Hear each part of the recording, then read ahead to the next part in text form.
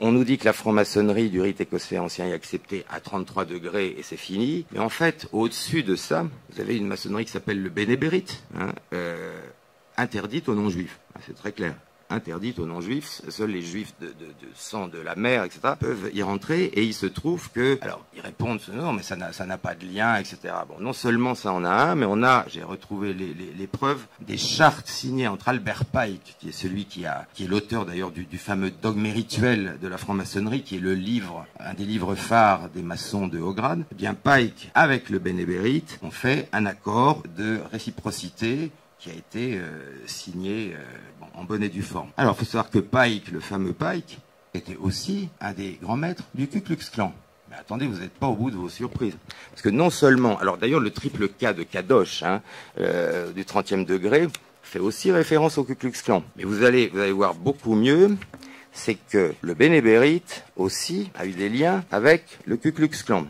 Les bénébérites ne sont qu'un pis-aller. Partout, la maçonnerie peut avouer sans danger qu'elle est juive par nature et par fin, des loges ordinaires suffisent à la tâche. Alors là, je donne mes sources, évidemment, cet extrait du Bénébérite Magazine, hein, du volume, je crois, 63, voilà, signé par le frère Magnien, etc., etc. La maçonnerie est une institution juive dont l'histoire, les degrés, les fonctions, les mots de passe et le catéchisme sont juifs du début à la fin, à l'exception d'un grade intermédiaire et de quelques mots dans l'engagement. Ça, ce sont les publications de Jewish Society à Philadelphie, 3 août 1855. Il faut savoir qu'en plus, le président du Bénébérite, dans les années 1860, s'intitulait Grand Nazi. Ça a l'air d'une blague, parce que vous allez me dire, mais comment on peut s'intituler Grand Nazi en 1868? Il faut savoir que c'était des titres qui se donnaient eux-mêmes comme princes de l'exil du temps de Babylone, et donc voilà.